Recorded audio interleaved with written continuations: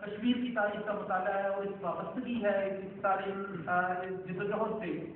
میں یہ سمجھتا ہوں کہ مجھے یہ کہنے میں کوئی بات نہیں کہ آج ہم عہد مقبول میں زندہ ہیں۔ کشمیری کی حیثیت سے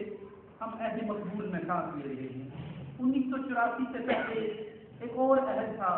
جس میں زر پرستی، حوث پرستی، موقع پرستی اور جان پرستی کا رواج تھا۔ جان بچانے اور اسے سنبھال کر رکھنے کا رواج اور رجحان تھا، لیکن پھر تاریخ نے ایک جست لگائی، ہمیشہ کی طرح طاقت کی مت ماری گئی، اس کی عقل پر پردہ پڑ گیا، وقتی غصہ اور ضد غالب آ گیا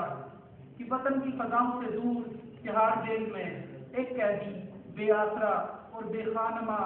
جان کر مہم جو اور تندخو یا زیادہ سے زیادہ جنگجو سمجھ کر ایک شخص کو سلیب پر لٹکا دیا گیا، لیکن وجود کی قید میں شاید وہ ایک شخص تھا، اس قید سے آزاد ہو کر وہ خوشبو کی طرح کو بخو بکھرتا اور پھیلتا چلا گیا۔ طاقت نے اسے بے حس وجود سمجھ کر تہاڑ جیل کے کسی کونے خطرے میں ہزاروں قبروں کے درمیان چھپا کر رزق کے خاص بنانے کی کوشش کر کے کہانی کو ختم کرنے کی کوشش کی، لیکن دراصل کہانی تو اس وقت شروع ہو رہی تھی۔ آج اگر میں دار و رسن میں ہوں پر آنے والا دن شہر کی دیواروں پر جباں دیکھے گا فرمان میں۔ مقبول بٹ کو شہید کیا گیا تو کشمیر پر ایک سکوت طاری تھا، لیکن میں اسے سکوت نہیں سکتا کروں گا،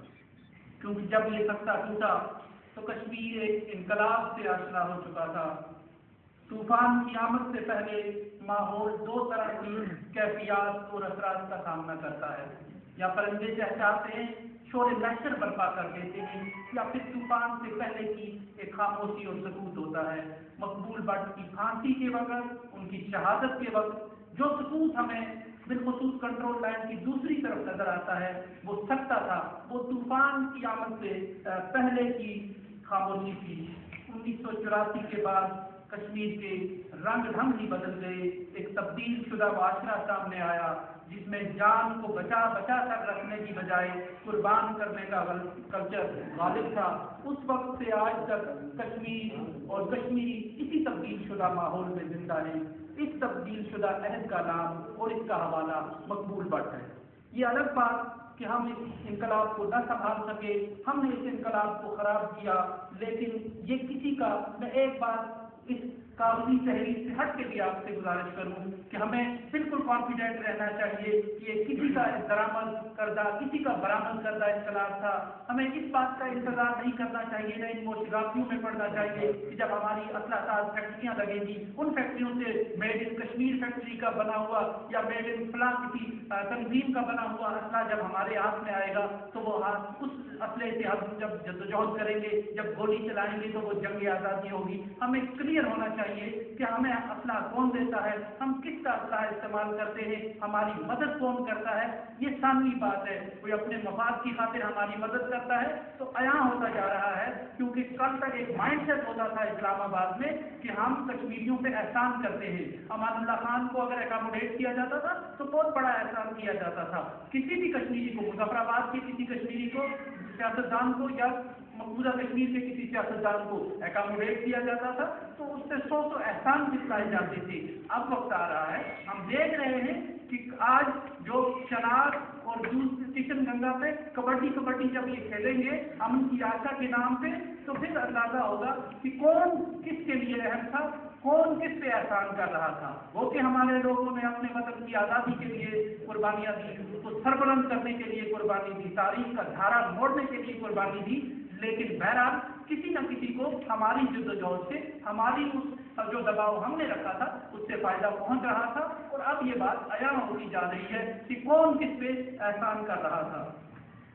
تو یہ بات کہ ہم یہ سب سمجھتے ہیں کہ ہمارے نوجوان دوستوں کو، میں یہ سمجھتا ہوں کہ کلیئر کٹ اس معاملے میں ہونا چاہیے کہ ہم اس میں کسی کی جدوجہد کی جنگ لڑی، کسی کے مفادات کے اعلی کار بنے، بالکل نہیں بنے۔ ہمارا عام آدمی ایک لے مین سے لے کے ایک بڑے سے بڑا آدمی تک بالکل کلیئر ویژن کے ساتھ تھا کہ ہم نے اپنی آزادی کی جنگ لڑنی ہے، ہم نے کشمیر کو سرخرو اور سربلند کرنا ہے، کشمیر کو ایک باوقار مستقبل دینا ہے، اس کے لیے جنگ لڑی۔ یہ جو کشمیر میں آج 20 برس سے تبدیل شدہ، جس کا میں कहता हूँ कि मकबूल बट इसका मरकजी हवाला और मरकजी उन्वान है, वो जो इनकलाब वहाँ आया वो हमारी माओ बहनों ने उसके लोकगीत लिखे, हमारी माओ और बहनों ने उसका खैर मकदम किया, हमारी माओ और बहनों ने जिसको कश्मीरी में वन वन और लौलो कहती है उस तलाशिन को के कसीदे लिखे। वो किसकी बनी हुई थी, किसने दी थी हमें नहीं पता, किस अपने मकान के लिए दी थी, अब बात यहाँ होती जा रही है। लेकिन हमारी कौम का, हमारे लोगों का एक जज्बा था। आप क्या समझते हैं, आपका साथी, हमारा साथी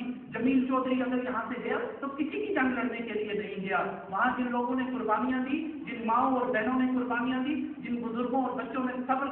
जिन बुजुर्गों ने सब्र का घोंट और जबर का कोड़ा बर्दाश्त किया, उन बुजुर्गों का मतमा नजर कश्मीर की आज़ादी था और वो किसी के मफादात का ईंधन नहीं बने, ना उन्होंने किसी की मफाद की जंग लड़ी। हमारी कौम ने इन 20 वर्षों में